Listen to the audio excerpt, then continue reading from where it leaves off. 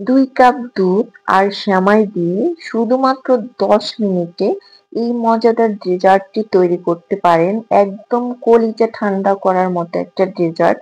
যে কেউ তৈরি করতে পারবেন খুব সহজে। সবাইকে আসসালামু আলাইকুম। প্রথমে হচ্ছে আমি এখানে লাচ্ছা সেমাই নিয়ে নিচ্ছি। একটা বাটির মধ্যে ছড়িয়ে দিতে হবে। তারপর বাটিটা আমি এক সাইডে রেখে দিয়েছি। তারপরে একটা পাতিলে ২ কাপ দুধ নিয়ে নিচ্ছি। একদম তরল দুধ।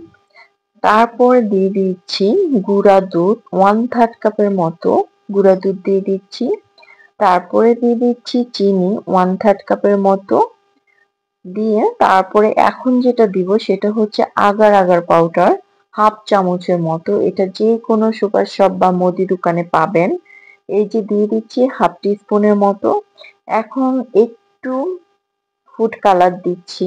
জাস্ট ২ থেকে ৩-৪ ফোঁটা দিলেই হবে। এখন খুব ভালোভাবে মিশিয়ে নিতে হবে। আমি কিছুক্ষণ খুব ভালোভাবে মিশিয়ে নিচ্ছি। এই জিনিসটা কিন্তু আগে মিশাতে হবে, তারপরে চুলায় দিতে হবে।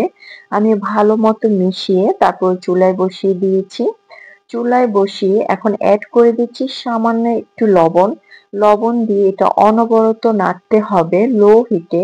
যদি অনবরত না নাড়েন তাহলে কিন্তু নিচে লেগে যাবে। তাই কিছুক্ষণ এভাবে নাড়তেই হবে। ৩ থেকে ৪ মিনিট রান্না করার পর এটার ঘনত্বটা ঠিক এমন হবে। যখন ৩ থেকে ৪ মিনিট এরকম রান্না করার পর আপনি এটাকে চুলাটাকে অফ করে সাথে সাথে বাটিতে ঢালতে হবে। কোনো ওয়েট করা যাবে না, তাহলে লেগে যাবে। এই যে বাটিতে ঢেলে দিচ্ছি। ঢেলে দিয়ে তারপরে জাস্ট ১৫ থেকে ২০ মিনিট ওয়েট করলে এটা কিন্তু একদমই অ্যাডজাস্ট হয়ে যাবে। আমি এখন কিছু কিশমিশ দিয়ে দিচ্ছি আর কিছু টুটি ফুটি দিয়ে দিচ্ছি। জাস্ট দেখতে সুন্দর লাগবে আর খেতেও খুব মজা লাগবে।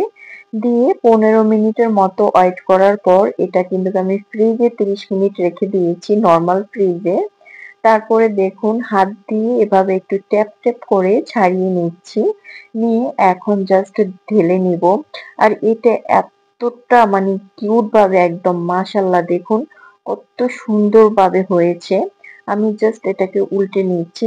এই যে দেখুন দেখতে কতটা ইয়াম্মি, খেতে ভীষণ মজার। এটা আপনারা ঈদে বা কোনো স্পেশাল দিনে বা যখন খেতে ইচ্ছে করবে গরমে এটা তৈরি করে নিতে পারেন। এটা খেতে ভীষণ মজার। অবশ্যই তৈরি করে কমেন্টে জানাবেন। যারা এখনো আমার চ্যানেলটিকে সাবস্ক্রাইব করেন নাই তাড়াতাড়ি একটা সাবস্ক্রাইব করে দিয়ে কমেন্টে বলে দেন আজকের রেসিপিটি কেমন লেগেছে।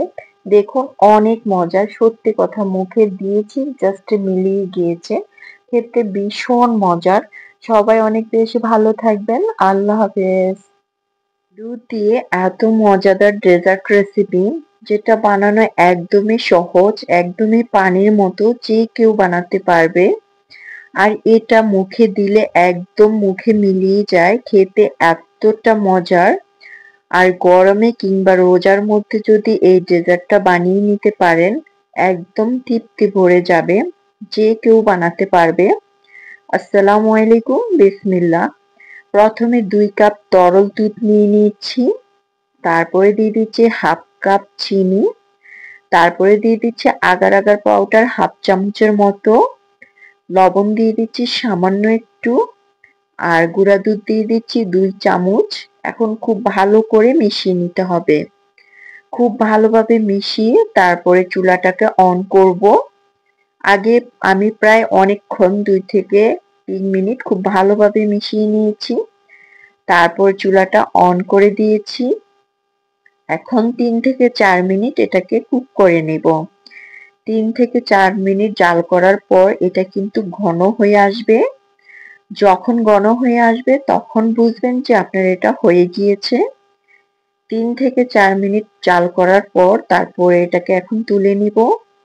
তুলে নিয়ে একটা বাটিতে আমি ঢেলে দিচ্ছি। বাটিতে ঢেলে দিয়ে তারপরে এটাকে ঠান্ডা হওয়ার জন্য কিছুক্ষণ রেখে দিতে হবে। আজকের রেসিপিটি কে কোথায় থেকে দেখছেন অবশ্যই কমেন্টে জানাবেন।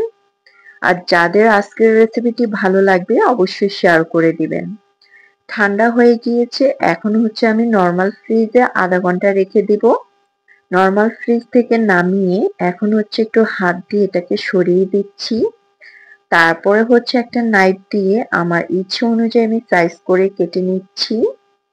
আর এই ডেজার্টটা বানাতে এতটাই সহজ যে কেউ বানাতে পারবে, কিন্তু এটা খেতে অনেক মজার। এই যে এখন কাটা শেষ, কেটে তারপরে হচ্ছে আমি এখানে গুঁড়া দুধ দিয়ে দিব উপর থেকে। গুঁড়া দুধ দিলে কি হয় যে ডেজার্টটা খেতে অনেক মজার হয়, এর স্বাদ দ্বিগুণ বেড়ে যায়। দুধ দিয়ে দিয়েছি, এখন দেখবেন যখন আমি তুলছি কতটা ইজি ভাবে এটাকে তোলা যায়, একদমই ভাঙবে না।